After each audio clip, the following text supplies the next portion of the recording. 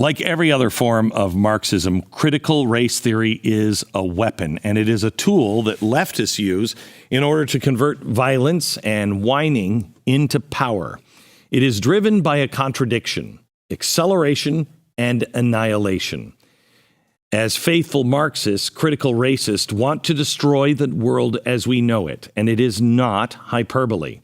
They want to do it as quickly as possible, as part of what Lenin called accelerating the contradictions. This is how Marxists start a revolution, and for them, revolution is violent by nature. Despite what critical race Marxists will tell you, this is not a conspiracy theory. It is literally written out in books and articles written by them. And today's guest has read just about every single one of them. In the words of Dr. Phil, yes, Dr. Phil, today's guest has read so much CRT that he must read through his ears. He comes from academia, and he realized early on that the so-called radicals, the self-appointed critics of society, are pathologically narrow-minded, and they are dangerous. We are all starting to feel the effects of all of this. My book is about the Great Reset. It goes hand in hand with CRT.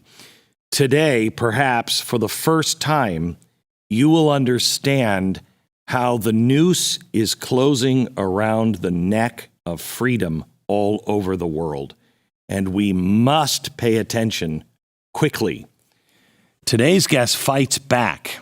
You can find him going toe-to-toe with anonymous radicals on Twitter, and he's got a few Molotov cocktails himself. More importantly, he fights back using the secrets of academia against academia. He first made his name for himself by submitting ridiculous articles to peer-reviewed publications. If you don't know about the grievance studies affair, you have to look it up. It's hilarious and illuminating. He takes the fight to a whole new level in this new book, Race Marxism, The Truth About Critical Race Theory and Praxis. Back for his third appearance on this podcast, probably the most important podcast perhaps that we've ever done. Please welcome James Lindsay. If the last 2 years have taught us anything, it is that you have to do your own homework and you have to take control of your own life and your own health. It is clear that you can't simply rely on government, big pharma, even your doctors, or they'll lose their license if they're just trying to protect you and your family.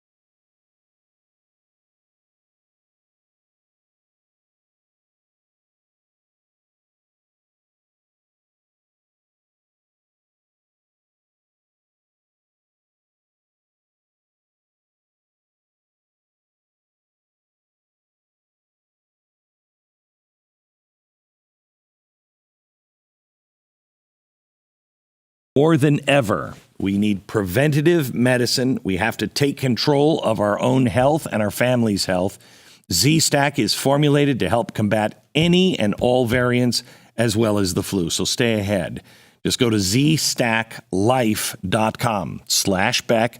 Enter the promo code Beck and you'll get a discount. Again, zstacklife.com/Beck, promo code Beck.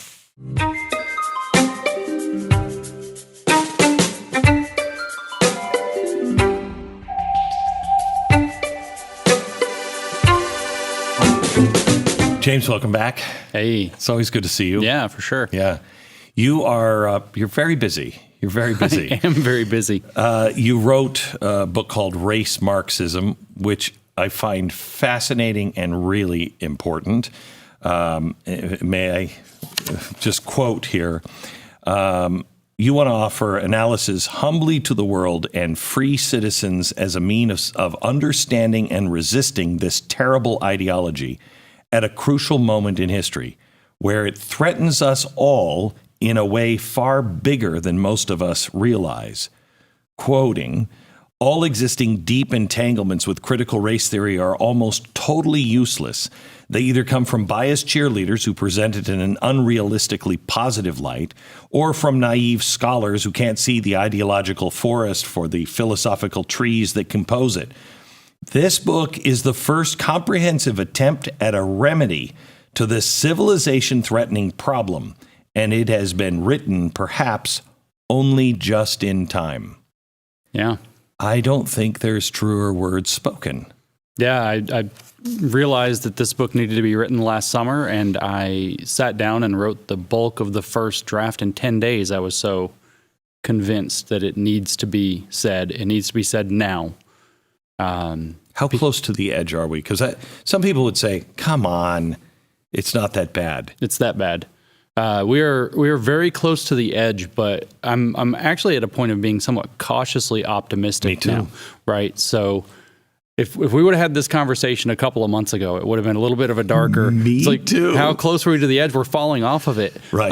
But no, we're kind of dancing near the edge of it right now. But and a lot of people are starting to stand up and go, wait.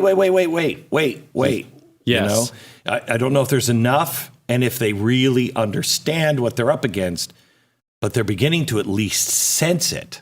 A lot of people are starting to go, wait, I think we're going in the wrong direction. Right. And especially with critical race theory, particularly, I've noticed a dramatic shift. You know, I've been speaking publicly about it for a while, and dramatic shift in the past 6 months where people are very confident and even informed enough to say, you know, roughly what the thesis of the book is. It's Marxism. This is Marxism using race. And when people understand it's Marxism. I want you to do this. I want you to do this podcast and talk to a parent like me who, honestly, you get so Marxism is gobbledygook. It is. And you read and you're like, how does this make sense to anyone? And so when you're explaining it, sometimes people are using that and you get completely lost. So talk to me as a parent. Tell me the difference between Marxism and critical race theory, or why critical race theory was as it is now. Why is it being put into our school? Okay, so the only real difference between Marxism and critical race theory is that Marxism focuses on centers, is their word for it, economic class, as that which generates inequality. That's how you're going to understand inequality. Who's in which economic class? Critical race theory does it with racial social class instead.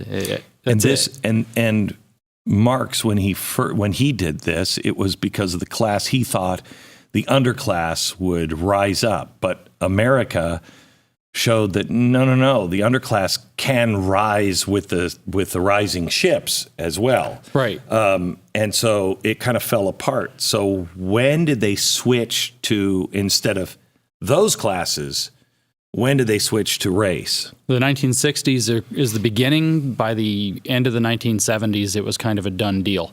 So in the 1960s, kind of the preeminent Marxist thinker of the time would have been Herbert Marcuse. Herbert Marcuse famously wrote Repressive Tolerance, an essay that says that we should tolerate everything from the left, but we should tolerate nothing from the right. We should censor the right, pre-censor the right. Don't even let them have the idea in their head. Boy, are we living that now. We live in that essay. Yeah. But he also wrote exactly what you just said, is that in a country like America, the working class ends up stabilized. The working class ends up building a better life for itself. It can work. It can get a job. You know, you put some basic worker protections and monopoly protections in place so that they can't be too exploitative. You don't get the crony problems, and capitalism works. And the working class gets stable, and he says they become a counter-revolutionary force, and that's a big problem. Mm-hmm. And so he said, what we need to do is we need to look elsewhere. We need a new working class. He says this specifically, especially in a 1969 essay called Essay on Liberation. He says we need a new working class. That new working class, he says, we're going to look where? To the ghetto population. That's his words for it. He says the energy in the black ghetto population, the black nationalists, black liberation movements, that won't be easily stabilized. That's where we're going to find it. And so he ends up with a student, Angela Davis, very famous woman, radical from the 70s, total communist. And she ends up kind of inspiring a generation of Marxist black feminism that has gone to take over everything. And critical race theory comes out of that.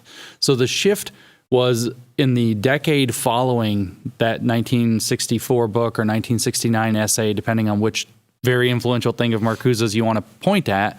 In the decade that followed that, through the 1970s, you have this rising black feminism that kind of starts taking over everything. And I say black feminism, and it means this is a Marxist ideology that's using race and sex as their main tools at the same time to overcome capitalism, but also racism and also sexism, on this new idea that all oppression is united. It's all kind of the same thing.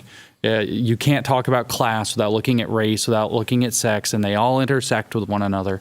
And so that's where this really shifted. Was there anybody good at that time period that was putting this together that was not using this as a way to splinter America or capitalism? Was there anybody who said, no, this will be good for all of us in the end? This will be, do you know what I mean? It was so niche at the time. I don't think so. I mean, Herbert Marcuse certainly wanted to splinter America. He said that these societies that deliver the goods, he says what they do ultimately is they prevent people from realizing that we could have a utopia. And so you really got to splinter all of that thing. So I don't think so early on. I mean, it's certainly, the civil rights movement, there were good people doing things. Yeah. Of course.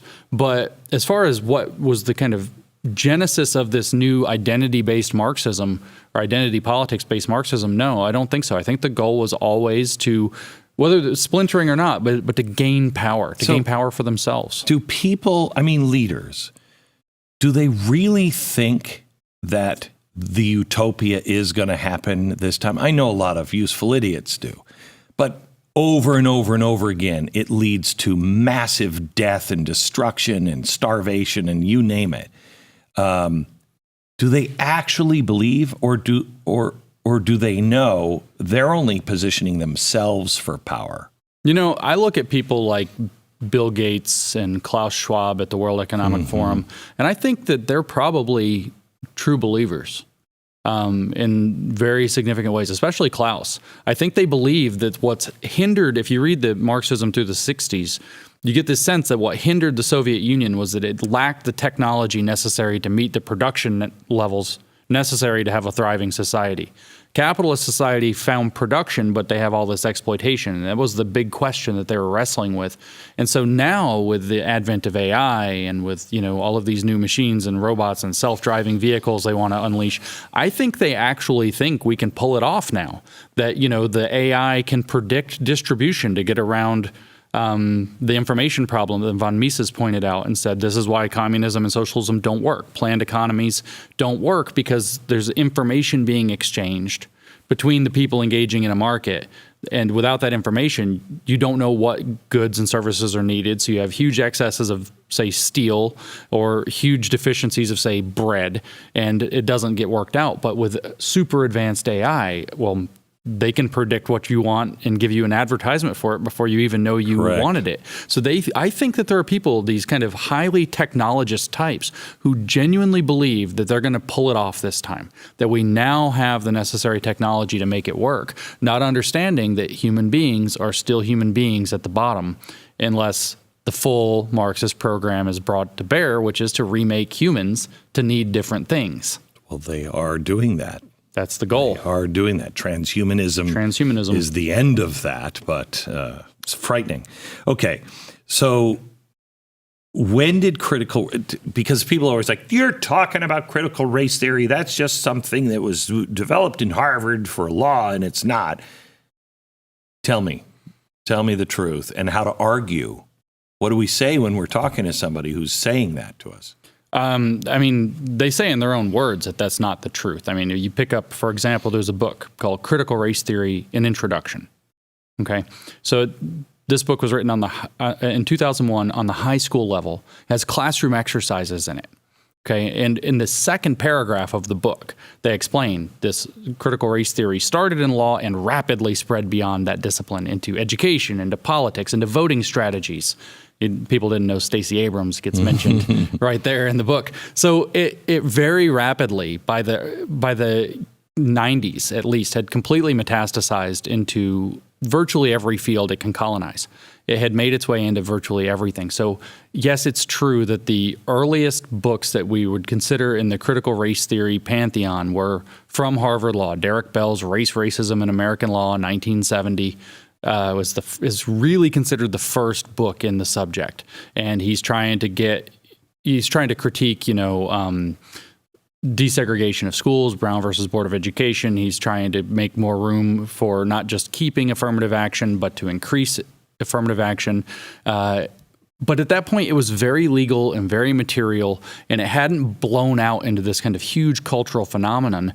By the 80s, it was already going in that direction. Kimberly Crenshaw Derek Bell's student, Kimberly Crenshaw, completely supplanted him. When you read his writing now, most of it even seems quaint and very formal and just not indicative of what you see in any of the rest of the literature. But even that's not enough, because we can go to a woman named Patricia Bidall. You've heard the racism is prejudice plus power definition. This comes from a woman named Patricia Bidall, who also published her book about white racism in 1970. And it is literally the same thing that Robin DiAngelo published as White Fragility in 2018. Wow. She says that whiteness is a form of schizophrenia and should be treated psychologically. She says you're either racist or anti-racist. She says you're either with us or you're against us. So there was an entire wing of what was called whiteness studies at the time that's ultimately part of critical race theory that was developing in parallel from the same years as this very formal legal theory.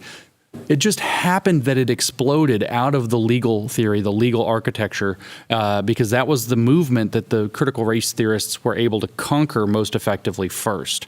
They took over, they called the critical legal studies movement, which was Marxist law studies coming out of the 60s and 70s. They called it racist in the 80s at their big conference they had in 85 or 6.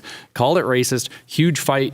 Whole thing collapses. Everybody's calling each other racist. The same kind of fights people see now in their workplaces after diversity training. And in 1989, Kimberly Crenshaw names this new idea, critical race theory, at a meeting outside of the University of Wisconsin at Madison in a convent, where they said that a bunch of Marxists gathered under this austere room with crucifixes here and there. What an odd setting for a bunch of Marxists as they reminisce about it. And so it's just incorrect. It was thoroughly in education by the 90s. It was thoroughly into politics by the 90s. How did we miss it this long? It's so weird. And I don't mean it's weird that we missed it. I mean, the subject itself is weird. You read it and it's like, this doesn't make sense. Nobody could possibly take this seriously. The only places it was being taken seriously was in like public administration, as it turns out, which is not a great place for people to allow academic theories to run amok, or in eventually in education, because the Marxists took over education quite a long time ago and had wormed their way in. And they do this very secretly, very insidiously, using words like anti-racist that sound good and normal. Right. Very tricky uses of language, very kind of hidden. Why is anti-racist so bad? Because it has nothing to do with racism whatsoever at all.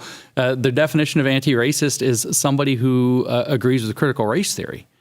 That's what it actually is. It's somebody who is a formally trained expert, according to the critical race theory definition of formally trained and expert, in understanding the structural reality of so-called racism instead of racism as it really exists, which is, whether individual or institutional prejudice against people based on their skin color. It's all hidden in these weird linguistic manipulations. So let me just ask you a few questions, just as I'm a teacher, I'm a parent, and I'm asking questions, and I don't know what the answer is. You just said anti-racist. They would respond, well, what's wrong with being anti-race? It's just you're either a racist or you're an anti-racist, and this is just working towards getting rid of racism. Sounds great, right? But you have to understand what they mean by race. You have to understand what they mean by racism. I could show you on the Brandeis University website. They have a social justice glossary. They have a definition of race.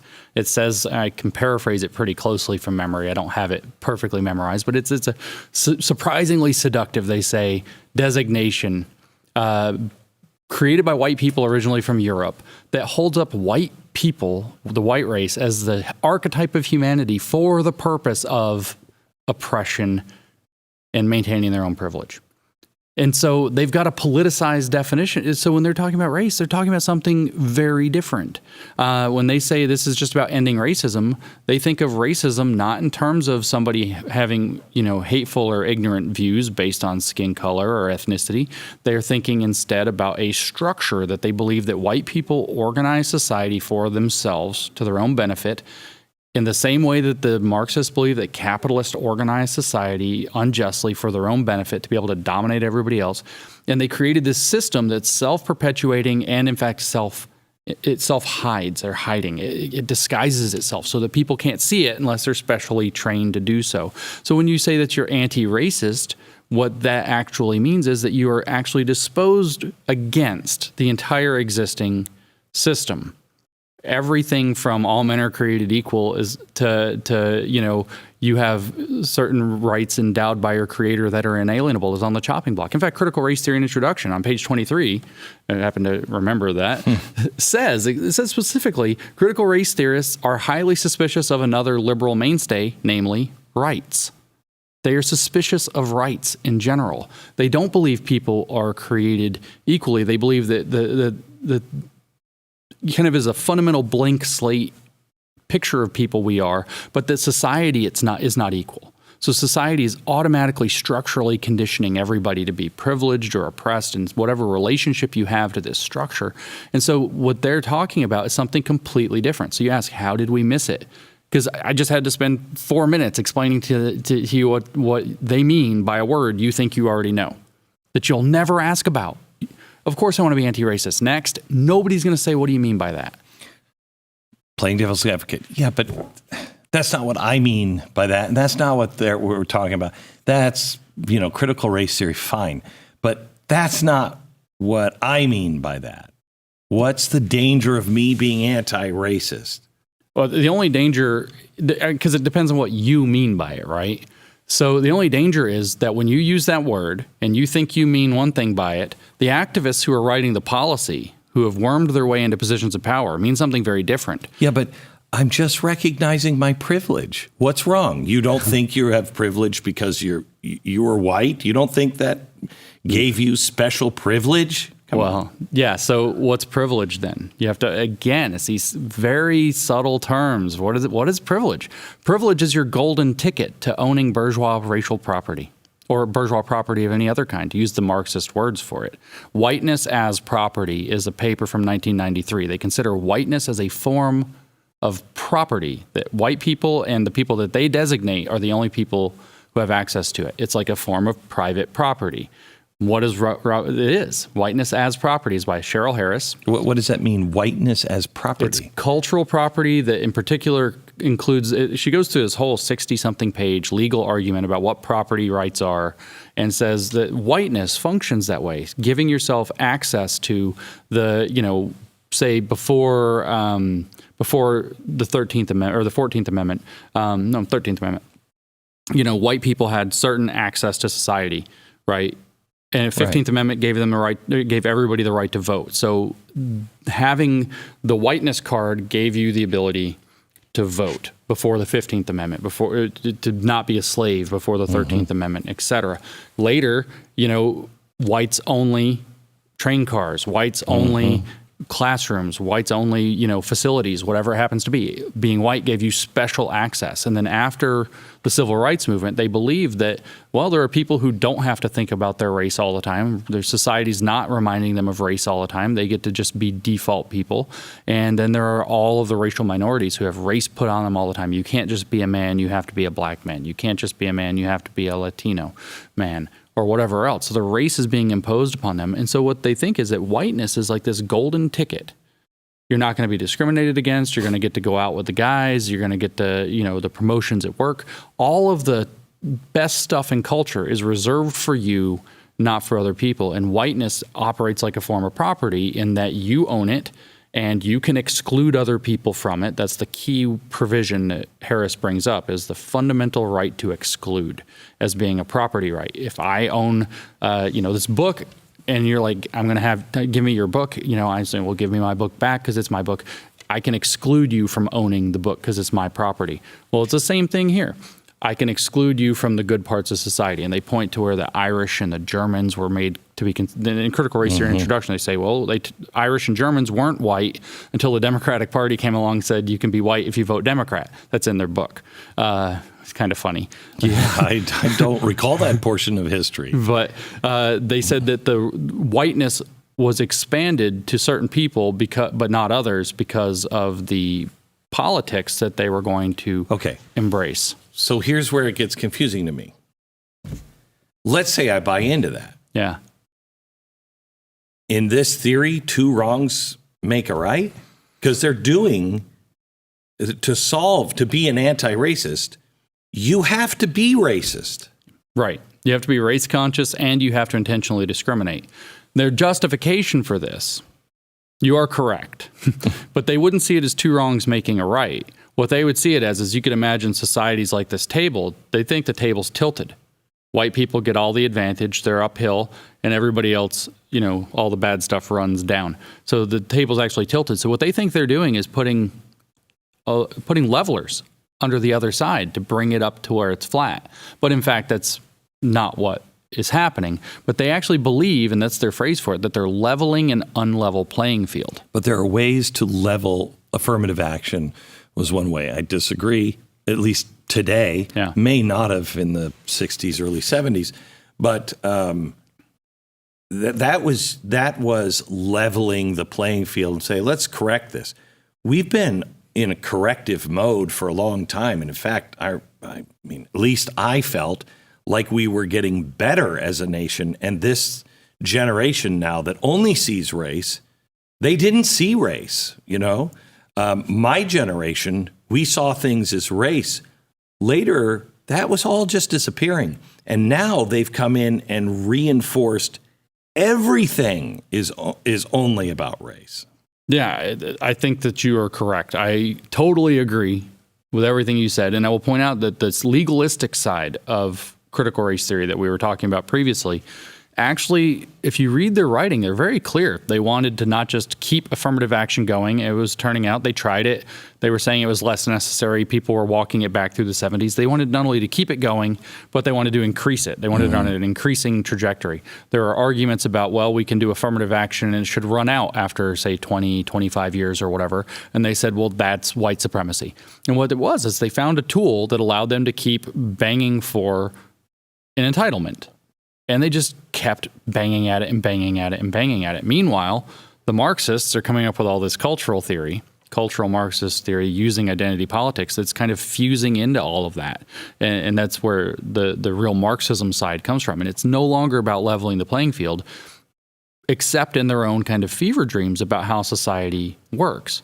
And this is because they're Marxist. They believe that systems are created, and unless there's a revolution, the system is permanent. There must be a revolution. We haven't had a revolution.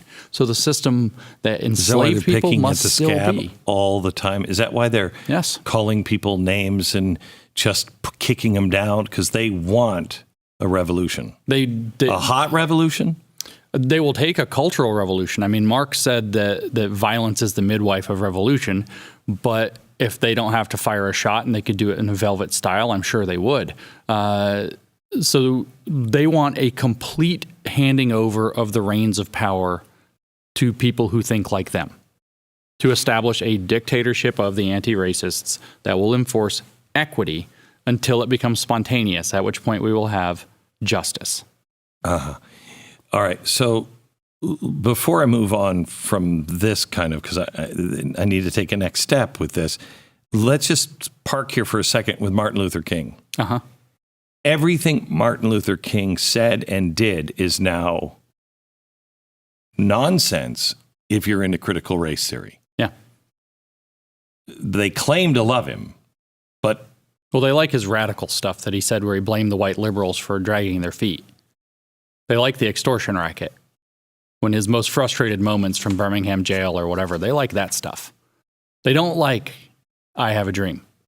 They do not like the idea that we're going to judge by contents of character rather than color of skin. And they would say that he is, I don't know that they would be so bold as to come out and say Martin Luther King was naive, but the theory certainly would believe that Martin Luther King was naive because he didn't understand that the imposition of race by the white supremacy ideology, upholding the whiteness superstructure of society, what that actually does is they have a term for this. They call it structural determinism.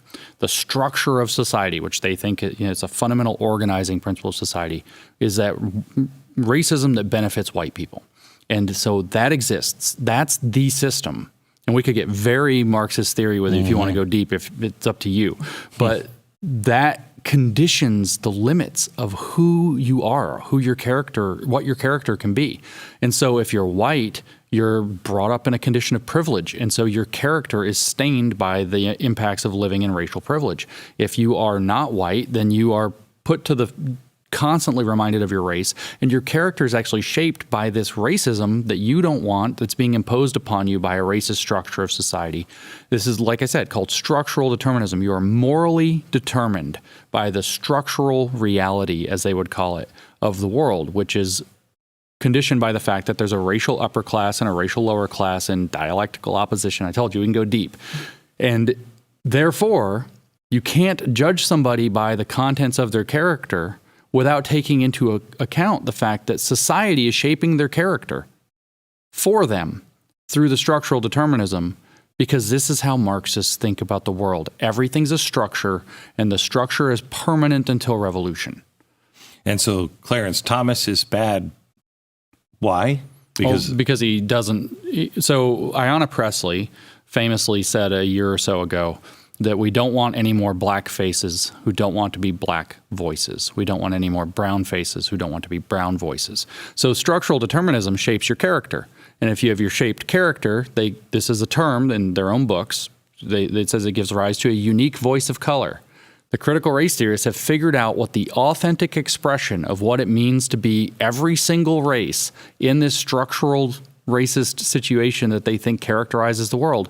And if you aren't spouting critical race theory, then you are somehow selling out. You either have false consciousness of some kind, you have internalized your racism, you've accepted that this is just how it is, you're trying to curry white favor, you act white. They accused Obama of acting white to get the presidency. You have to act white so that the white supremacist society will accept you. It's always some cynical, self-serving, or willfully ignorant, blind reason why, if you aren't a black face being a black voice, in other words, if you're not a critical race theorist speaking authentically according to what they say your voice should be, then you are actually reproducing the system. Just like you have, people who are within the working class, the petite bourgeoisie, the kulaks, who were reproducing the bourgeois ideology, even though they were technically farmers or technically machinists or whatever else.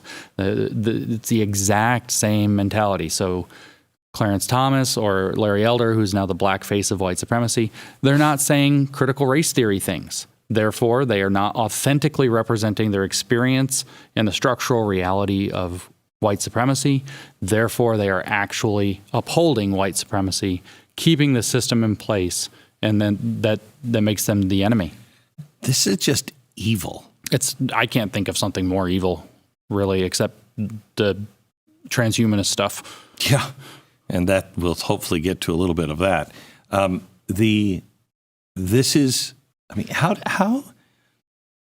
everybody likes a happy warrior. Yeah. How does this continue on? Person after person, year after year, when it is all about vengeance and hatred, and how does that happen? Well, two main features. One is that it uses the language in a manipulative way where you don't realize that you're using specialist language because you're using words that like diversity or whatever. You know that word. Like you're going to be in a meeting and they say, well, I think we should put a line in there that says, let's honor diversity. Everybody says, okay. Why? But they don't know what diversity means. Diversity means that you have a bunch of people who look different, who have their authentic voices of color. And so that they're actually commissars. And so it sneaks Define its way commissar. in. A commissar is somebody who is there to apply the ideology, to make sure that the institution is made increasingly compliant, or the individuals connected to an institution are made increasingly compliant with the ideology. In this case, race Marxism. So one way is that linguistic manipulation. The other is that these are very subtle, emotional, I hate to use a big word, but epistemological, knowledge-based, and even psychological manipulations. The ability to accuse somebody of being racist, right, immediately puts them on a back foot if that's seen as credible by other people. So you accuse somebody of being racist, maybe they doubt themselves. Maybe other people doubt them as somebody credible. They say, well, he's just motivated by this terrible moral failure. So your moral authority gets diminished. Shelby Steele was very good in White Guilt, talking about how that has worked. And maybe you get past that. Maybe people are like, no, I can speak for Glenn. He's a good guy. And they say, well, he doesn't even understand how racism works. He doesn't even understand that it's a system that transcends what individuals do. He doesn't even understand it. So now you're too dumb. They're the sophisticated, smart professor types who are smarter than everybody else. And so now you lack epistemic authority. Other people will think, well, Glenn's got his heart in the right place. He's just simple, right? Or they tell you, we're not teaching critical race theory in the schools. It's just teaching honest history. You're crazy if you think we're going to teach a law school theory in schools. And they try to make people feel or appear insane, like conspiracy theorists or something like that. And so they drain people of the authority needed in especially institutional settings where people have to be polite and professional and interact with one another. How much did Saul Alinsky play into this? Because it's a lot of this stuff that we're seeing, which is really CRT. A lot of this, the isolation, the shutting down, the bullying, all of that stuff is Saul Alinsky. Yes. In particular, he was very influential in the way that the media dogpiles over these issues. They have a little bit more abstruse approach to radical activism, but rather a lot. The idea, for example, was it 13? Rule number 13, if I remember correctly, is the one where you're supposed to freeze the target and isolate them. And what is it? Individuals fold faster than institutions. And so what do they do with the diversity training? They put people kind of on a hot seat. Right. They make people go around the room and they confess. Everybody has to confess the racism that they've felt like in front of people. Didn't China do this in their Cultural Revolution? Yeah, actually, you bring up Alinsky. I would much prefer to bring up Mao. This is a complete reproduction in a slightly different cultural context and with more Americanized tools of the Chinese Cultural Revolution. We all know how that ended, and we know that it ended in a lot of bloodshed. Let me actually tell you how profound that is.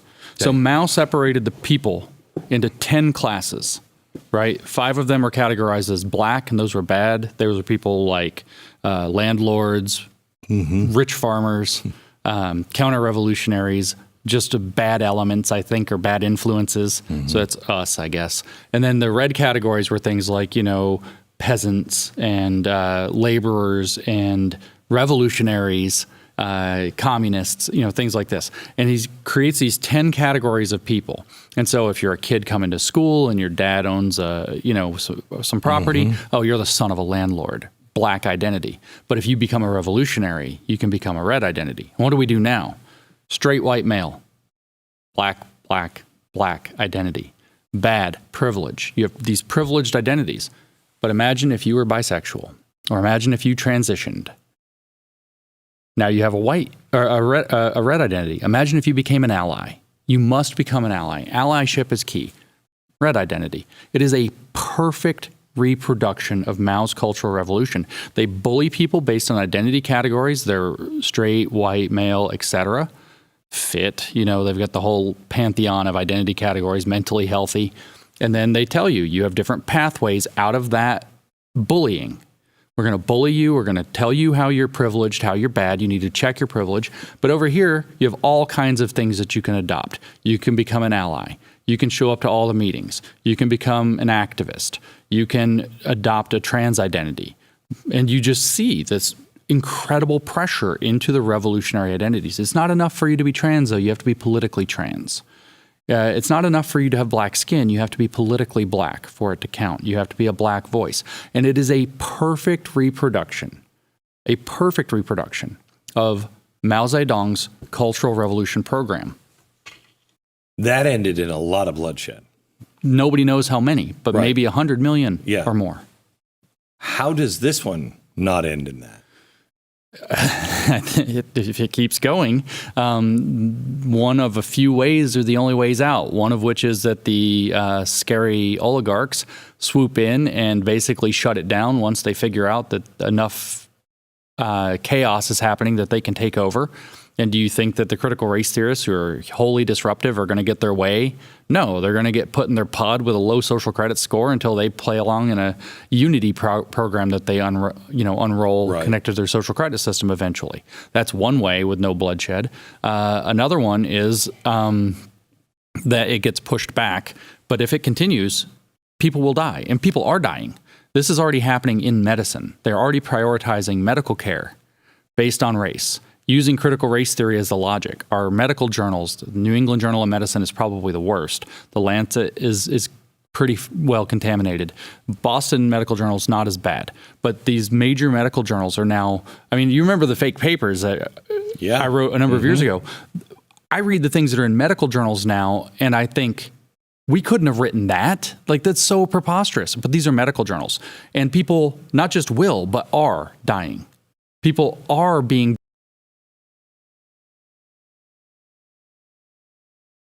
versus a good identity. It's the exact same cultural revolution logic. People, I think, honestly, in the United States and Canada at least alone, I would predict that millions of people, if we stop the logic of this now, millions of people will unnecessarily die because of screwed up medical care or failed medical care, because of the Lysenkoism that has taken over medicine through things like critical race theory and so on. The Lysenkoism? Lysenko. Trofim Lysenko was the biologist that the Soviets had.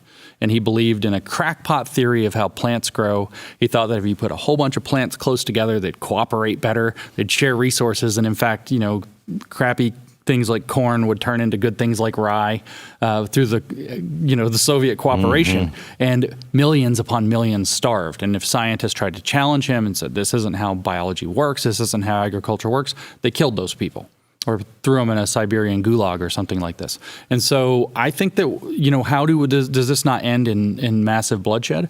Well, I don't know that they're going to pick up the gun. I don't know. It's not really their style, but millions will die. Well, just with what they're doing, and we can talk about this later, with the Great Reset, millions will die. Millions. Millions will die. Many millions Yeah. probably have, actually, already. All right. So let me go back to critical race and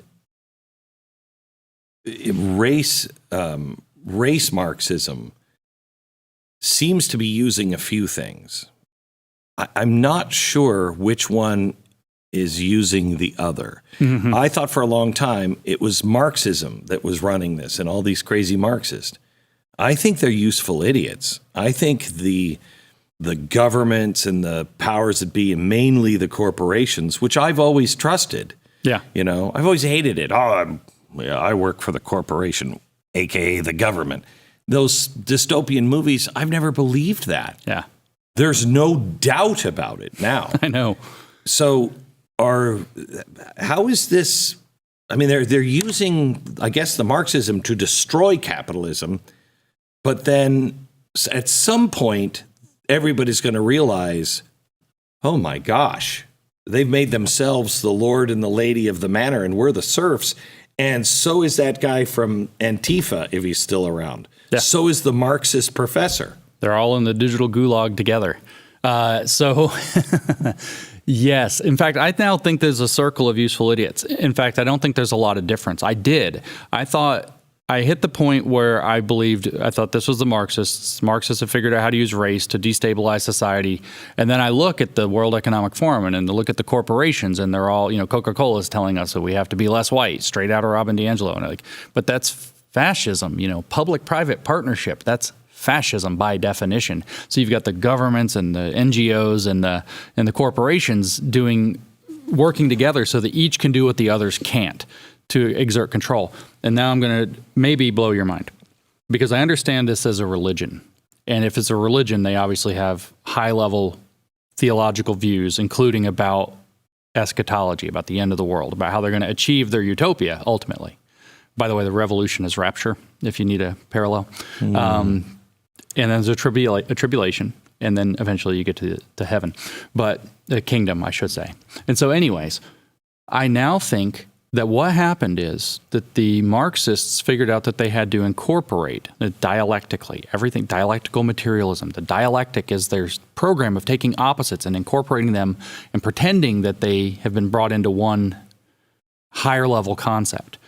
They figured out that they had to incorporate fascism to make communism work. And so how did they do this? Well, Mao did his thing. The CCP runs China into a disaster. A couple of leaders later, you have Deng Xiaoping working with Kissinger and so on, and they open up the markets of China. But it's all at the pleasure of the party. It's all state capitalism, which is by definition fascism. So what do you have there? You have a communism with fascism inside of it, communo-fascism. So what is the dialectical opposite of communo-fascism? It's a fascism with communism inside of it, fascio-communism. So you have East Asia. We just don't have Oceania to always be at war with East Asia yet. So if you make China into this behemoth, a communism with fascism running inside of it so that it solves the production problem of Soviet disaster of communism because it has now an open market that's running state capitalism, but still very wealth-generating market. Mm-hmm. And then you can create the opposite of that in the West. If you can create a fascist oligarchy that decides to, sure, the people in the top are going to be the lords and ladies of the new aristocracy, and we are all going to be the serfs, mined for our data and our pod while we enjoy our mealworms and crickets. But it'll be equitable. So if you take that fascist structure and stick a communism inside of it, and then those are the two world powers, not exactly enemies, but frenemies. Mm-hmm. A communism with fascism inside next to a fascism with communism inside, and you let those things run next to each other, the natural process of the dialectic will eventually fuse all of it. And what you'll end up with is the kingdom. You'll end up with communism that works this time. And I think that that's the program. And so they are definitely using the race Marxists because the Marxists are extraordinarily destabilizing. But the people who are funding this, the people who are dumping millions upon millions of dollars, billions of dollars into critical race theory to drag it out of the university where it should have just kind of languished because it's stupid. It got funded out of the university. That's how. It didn't spontaneously get out of the university. Bags and bags and bags of cash got dumped into fueling these movements, especially around the Occupy Wall Street time. Good heavens. To protect the banks. And so the fascist with the communist inside was born. And that's the objective. And because this is their magic. It's their faith. They believe that if you put those two opposites next to each other, and they're the only two opposites, that eventually the dialectical process will average it all out, but raise it up to a higher level. The Marxist word for that is sublate. The German word is Aufheben, which is the word that Hegel and Marx use over and over. Aufheben, you're going to raise up to a higher level. And we're going to end up with this perfectly kind of world hegemonic one government that is fascistic in ways, communist in other ways, but everybody's going to be equitable, except there's going to be the top tier, of course, because only the what do you call them now, stakeholders? The word changes every few years. Yeah. You know, only the enlightened are going to be the ones who are going to administer it all and make sure that it stays on the tracks. The creative class, I think, is another term for these people. Of course, Marx thought that you come to see yourself as a creator through the process of socializing yourself into Marxism. And so the creative class. And so this is what I actually think is going on. So it's almost like a circle of both fascists and communists using each other. And in the end, one of them has to win. Well, I mean, they're the same. They're the same thing. The goal actually will be that there is no longer any need for corporate ownership. There's no longer any need for government. It's going to be a stateless, classless society that's perfectly equitable, except, of course, the stakeholders who are going to make sure that it all stays running smoothly. And so it's not that either one will win. I think that they're going to average out. Wow. All right. So let's switch to the Great Reset. That's how we get there. Yeah. The Great Reset. Yeah. Talk about Klaus Schwab a bit. Oh, man, I was hoping I didn't have to talk. He's awful. He's straight out of Central Casting, as you can tell. Oh, my God. I mean, you put him in a brown shirt and you've got him. Yeah. He looks like a Bond villain. He talks like a Bond villain. He acts like a Bond villain. But since the 70s, he's had this vision, he claims, 71 or something is when he started what became the World Economic Forum. He's had this vision of a new form of capitalism, a sustainable form of capitalism, a circular economy that, you know, if you think about that for a minute, you realize that's probably not going to work out. And we're going to now have all these partnerships between government entities and corporate entities. So everybody's now working hand in hand instead of competing with one another. Which is fascism. And then it doesn't seem like anyone on the left knows what fascism is. Well, fascism, according to the Communist Dictionary, is not being a communist. That's literally what they think of fascism. If we go to the neo-Marxists, not to get too weird, but in the 60s, the neo-Marxists are where Schwab got a lot of his ideas. And so if we look at, say, Marcuse in the 60s, what you have with Marxism kind of before that is this belief that, you know, history is grinding toward the kingdom, toward the utopia, toward communism. It's going to unfold. The dialectical materialism is going to get us there. We just don't know how or how fast. So there's a heaven in the Marxist religion, but there's no hell. Marcuse comes along and says, in Repressive Tolerance, the whole of the post-fascist era is an era of clear and present danger. Capitalism is still going to devolve, but it doesn't just go to the utopia, to communism. It has two possible trajectories. It could either go to communism or it could go to fascism. So therefore, everything that's not moving it toward communism is moving it toward fascism. If you read The Dialectic of Enlightenment, Horkheimer and Adorno from 1947, same theme. The liberal system itself tends toward fascism, but there's an off-ramp into communism. And so now there's a heaven and a hell in their theology. And so when you look at it in that regard, you see that they think that everything that goes with their goals is good, and everything that doesn't is fascism. So even literal fascism is not fascism, but truckers showing up in Ottawa to say, give us our freedom back, is fascism. So their logic, so communists share your vocabulary, but they don't share your dictionary. Their words all contain agendas. Their words all mean something different. Fascism, even racism, what it just means is that you aren't going along with their program. That's right. In practice, all it means. And all the rest is because they call us fascists for saying we should have freedom of speech. You know, Joe Rogan should not be taken off the air. Let it be heard. Well, that's what Marcuse said. He said that if we would have withdrawn democratic tolerance from Hitler, we would have avoided Auschwitz and a world war. That's an exact quote from Repressive Tolerance from 1965. He then goes on and says, because we live in a permanent state of clear and present danger for fascism, the whole of the post-fascist era, he says, then we must, he says, withdraw tolerance from movements from the right. Not just, he says, at the level of action and deed, but also at the level of the word. He says that the idea can't even be allowed to enter the mind of the right-wing person. He says, now, to be sure, this is censorship, even pre-censorship. So they want to take away your cognitive liberty. You can think whatever you want as long as you think what they say is okay. You can say whatever you want if you can only think the approved things. So we're going to prevent the dangerous idea from ever even entering the mind. The dangerous idea being anything not their program, because everything else goes to fascism, like the Nazis. That's what they think. And so he says, but it's justified because we live in this clear and present danger situation. Everything that they will brand as right-wing must be censored, pre-censored. It's not even that you shouldn't be allowed to say it. You shouldn't be allowed to hear it. And if they can prevent it, you shouldn't be allowed to think it. And this is exactly their literature. So I read from the WEF, one of their scholars said, by 2030, everything I say, everything I hear, everything I see, everything I think, and even my dreams are monitored at all times. That's the idea. That's the idea. And it's all going to be subject to their ESG-based social credit system that is going to, as Herbert Marcuse, I'm telling you, it's Marcuse's logic. He writes this essay on liberation in 1969. The first chapter, it's in 4 chapters. The first chapter is a biological foundation for socialism. And how are we supposed to get this? How are you supposed to get a biological foundation for socialism? He says we have to bring the new morality and introject it into people until they don't know how to live without it.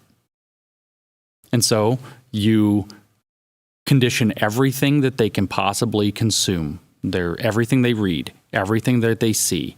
It's all, every advertisement they get. It's all determined by these algorithms. It's constantly trying to condition you in a particular way. Even your dreams, if they have like the things and whatever, the devices they want to hook up, the thing they want to implant in your head with a Neuralink, you hook your brain straight to the internet. And constantly, the objective becomes to introject the new world morality through social credit, that you aren't able to participate in society unless you are going along with their program. That's why I used the phrase digital gulag earlier. We're not going to gulags unless we're really screw-ups. We're going to be in digital gulags. We're going to be under house arrest and forced to use our phone all the time if there's still phones, or hooked to the Neuralink or metaverse or whatever it is that they require constantly to, what was the gulag? The gulag wasn't a concentration camp. It was a re-education camp. The goal to be constantly to re-educate, to introject the new morality until people don't know how to live without it. And then you'll have a new man who's biologically suited for socialism. And ESG is the name of the social credit system that they cooked up for corporations so they can do it in a multi-step program to get it from corporations eventually to individuals. What's more dangerous, CRT or the Great Reset, or are they hand in hand? Well, I mean, the S, social justice, whichever one you want to have it, is fueled for the present by CRT. So critical race theory is the logic, at least for the racial component of social dynamics and social politics. The critical race theory is the thing that's informing how they're going to determine who's behaving correctly and not correctly. So without critical race theory, they would have to have a completely different social program with regard to race. They've chosen critical race theory because it's fundamentally so arbitrary, and it's fundamentally seems like it's oriented toward justice and very subtle and fools people. But it's ultimately, without that, they're going to need a completely different social program for the S score to replace that, at least with regard to race. But you have queer theory with regard to sex, sexuality, and gender. You have fat studies and disability studies and all of them with regard to all these social politics. So these identity Marxist politics are the program that they've adopted for what good social behavior looks like. Now, on the other side of them implementing a social credit system, I think critical race theory is too stupid and too poisonous and too divisive and too destabilizing. I don't think they're going to continue to use it. They will continue to use the justification of equity, though, and that's ultimately what leads them to use critical race theory. So they're hand in glove in that sense. Jeez. But it's all, I mean, by the way, the word justice, we said social justice. The word justice is the updated word for communism. It is the updated word for communism. Climate justice means climate communism. Equity is the updated word for socialism. I mean this totally literally. Equity is a managed state of affairs in which equal outcomes are produced. Justice is what happens when that becomes spontaneous. This is exactly Marx's model of installing a dictatorship of the proletariat that ensures equal outcomes, socialism, until it becomes spontaneous. The problem with Marxism is it goes against all of human nature. Yeah, it's a complete inversion of human nature. Correct. It's a catastrophe.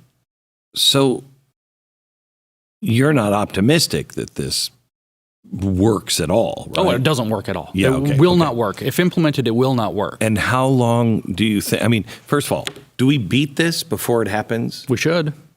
It would be far easier because the power of a social credit system is immense. It's not impossible, I think, to throw one off until you start getting the, head implants, at which point are your thoughts even your own? How do you know?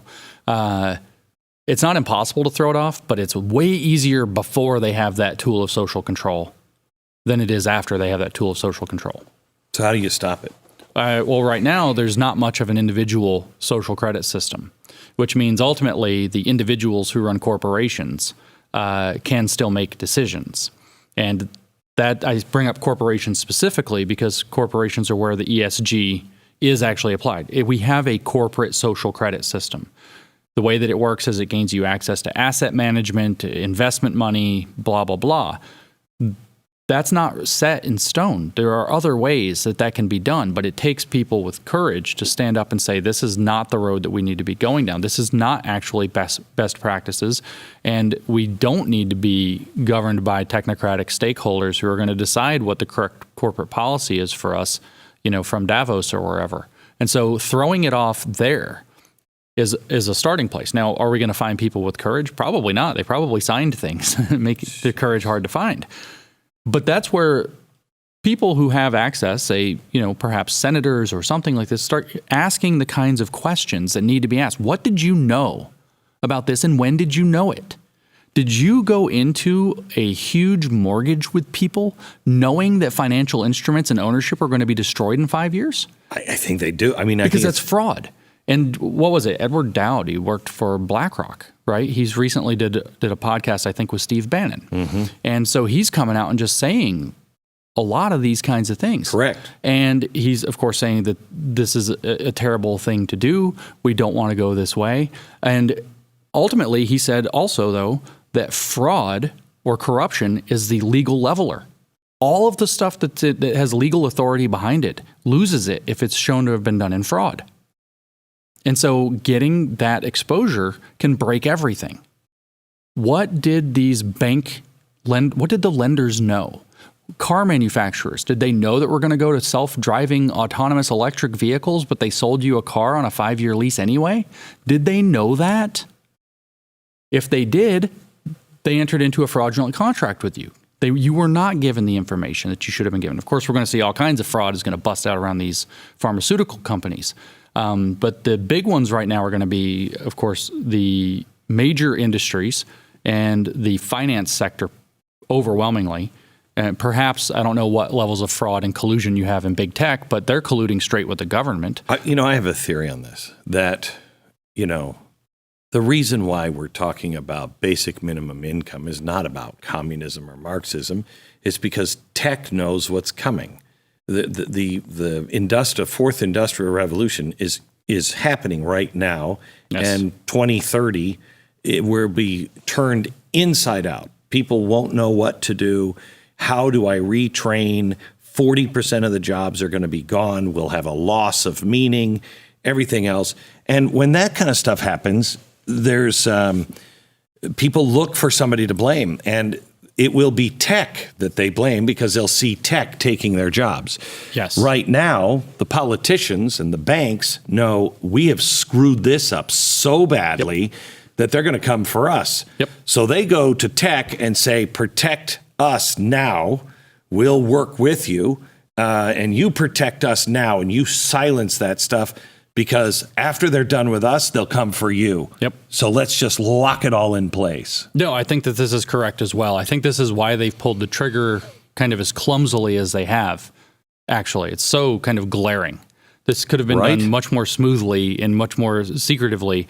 Maybe Trump disrupted that for them and caused them to. I think that's why Trump was the corporations. They all said absolutely they worked to get him out. Absolutely. I think they knew this is our plan, and he won't do it. See, this I completely agree with you, though. They have screwed up the financial system. It's probably going to collapse. Do you know? Did you hear the news from the Federal Reserve? It came out last week. No one is talking about it. Oh no. The Federal Reserve has a 2-year moratorium where they can't be FOIA'd. Uh-oh. So in 2012, after 2008 to 2010, after they finished TARP and all that stuff, they came out in 2010 and said, we just put on our own papers $5 trillion, and we gave the banks $5 trillion. Well, I, for one, was like, did any of that money go overseas? Where did you do that? Who got that money? So somebody, an economic group, filed a FOIA in 2012. Well, they took it all the way to the Supreme Court, and the Supreme Court The Fed was arguing for national security, this can't be released for at least 10 years. Well, we're at 2022. It's just been released. Oh, wow. They lied to us. Oh, what a shock. Yeah, I know. $2.5 trillion went to Citibank alone. That's, in effect, nationalizing Citibank. Yeah. They printed and put on their books not $5 trillion. They put $30 trillion, and it went all over the world. And I believe they're still doing it. And that's what all this inflation is coming. We are way out of line, and the dollar is going to collapse. That's why they're coming after Bitcoin. They got to have a Fed coin. Fed coin, yeah. And you can't do MMT without controlling you and every dollar. That's right. That's right. I'm completely convinced that while we talked about the aspirational side of the Great Reset, there's a more base side as well. And the more base side is that these people are frauds and criminals, and it's all coming out. And some of it's going to be collapse. And they need a social control mechanism in place that's as tight as the Chinese one before the pitchforks come out. Yes. And I think that's why they're making, they've got the Democrats who are either in on it. And I think most Democrats now find themselves in a position like, wait, that wasn't, but it can't be, because now they were part of it. You know what I mean? Yeah. So you don't want to admit that. That's human nature. Right. So you have that. That's why they're going after everyone who votes differently and making them into a terrorist.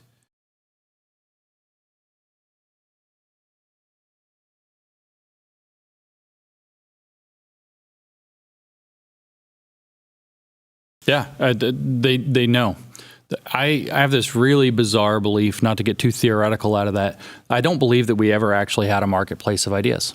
I don't think it actually arrived. I think we ended up getting an aristocracy of ideas through these expert class, whether it's big government, whether it's universities. Began in the progressive era. Yeah, I think that we've had an aristocracy of ideas, and what happened is that the internet has unleashed the flame of the Enlightenment a second time. Right.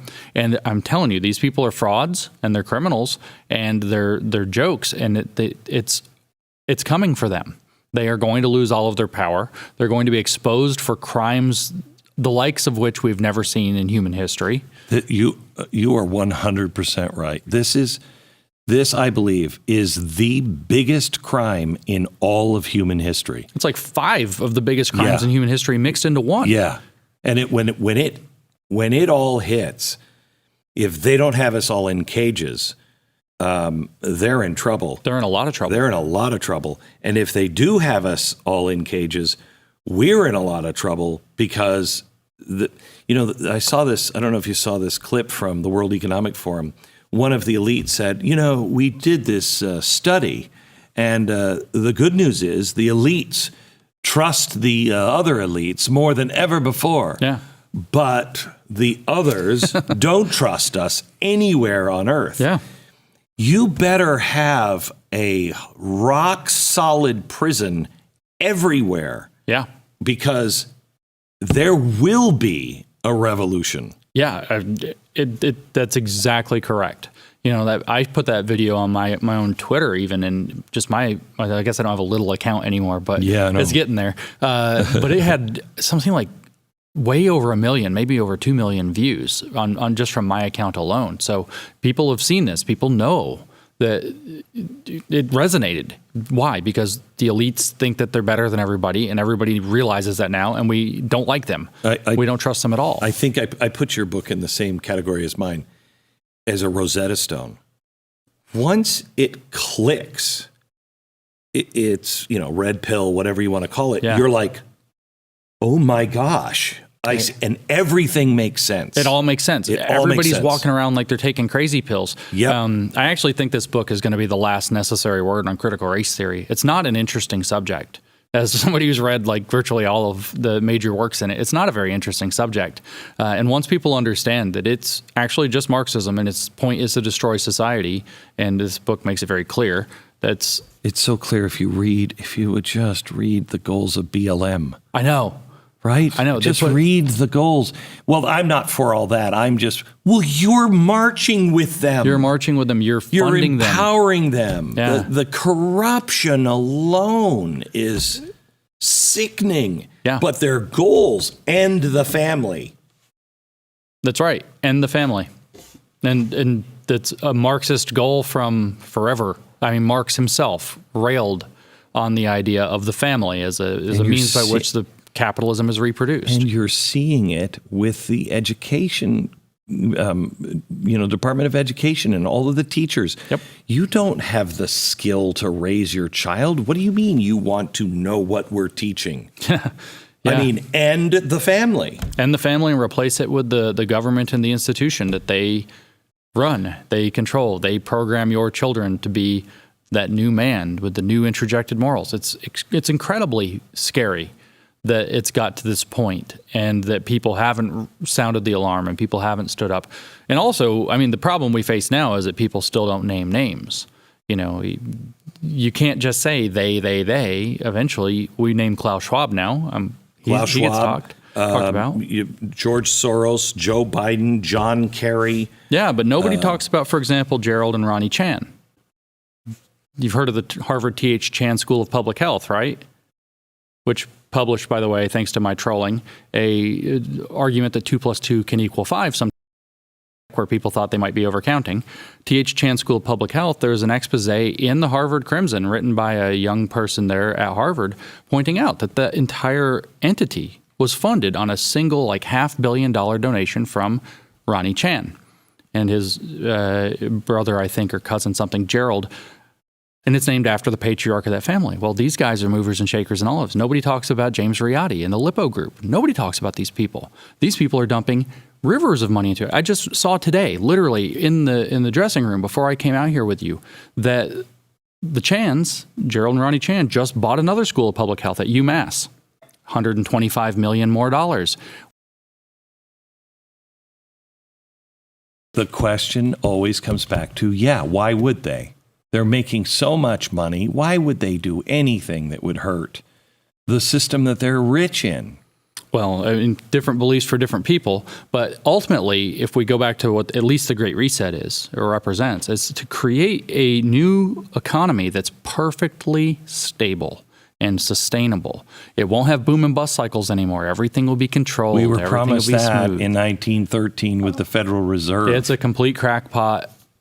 It's a complete fabrication. It's not going to work.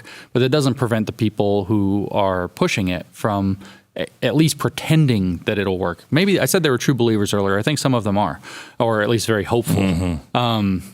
Well, they also know they know there's nothing. I mean, they're out of bullets. That's right. They also know it's their only hope. Yeah. I said the other day that because if you looked into the Great Reset and what they're planning on the farming and the food distribution, and I mean, are you kidding me? I mean, you're going to redesign everything from the soil to the plate on the table. Yeah. All of it's going to be redesigned, and you have confidence that you're smart enough to figure all that out? Right.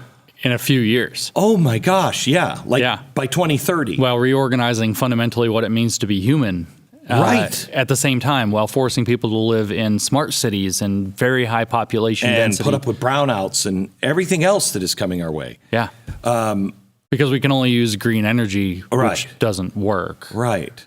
I mean, it might someday, but you don't just unplug everything else. Where is this magic, outlet that's just got free power and plenty of it it's just crazy. It's totally crazy. It's crazy. I said that we will see in my lifetime, if this goes through, a global Holodomor. Yep. You agree? Yeah, totally. Absolutely. The starvation is going to be out of control. If you don't know what a Holodomor is, you need to look it up. But it happened in the Ukraine under the Soviets, and they killed, 9 million people? 9 million, in less than a year. Yeah. And then Walter Duranty, first, Gareth Jones exposes this, writing for something in the UK. And then Walter Duranty, working under Stalin, for the New York Times, writes the infamous article for the New York Times, Ukrainians hungry, not starving, wins the Pulitzer Prize for it, and our illustrious New York Times has never disclaimed that prize, just like they haven't disclaimed the 1619 Project prize that they won. 9 million 9 people. million people. Just for Ukraine. Yeah. Just Ukraine. And nobody knows about it. Nobody talks about it. It's part of you said, how has nobody noticed this? You know, we hear from the, say, critical race theorists all the time that we have whitewashed education, right? Yeah, we have. We don't. We have redwashed education. Oh, very good. The communists have organized education. We know more. I mean, I had to read, not complaining, so many of the books about the Nazi regime. We learned all about fascism and Nazism and National Socialism. But nobody even knows the black book of communism. Nobody. Nobody. Never heard about. All I knew is that communism is some kind of an economic system that we didn't learn much about. Yep. Coming out of high school. Even, well, I mean, granted, I majored in STEM, so different, but I didn't study it in college either. I learned nothing about Holodomor. I learned nothing about Trofim Lysenko. I learned nothing about any of the antics that Mao pulled that killed millions, where he got rid of all the birds, for example. You know, just completely redwashed education where they don't teach the horrors. I'm glad we learned the horrors of Nazism. I am too. We don't learn the horrors of communism, and we should. That I think a robust anti-communist education, you know, Trump came out with this patriotic education. Okay, like whatever. I understand that triggered the crap out of the left, and they went berserk because the word patriotic has been stained by their redwashing of our country. Patriotic education, fine, but what must it include above all else in all countries in the world is anti-communist education. People need to know what communism is, where it came from, what it believes, and what it has done, and why those things will happen every time it's tried. If we had an actual free market, I would suggest to you that this podcast would be in the millions within a week. But because we don't have a free market and we are throttled every step of the way, we've said all of the wrong things. We have. And used all of the keywords.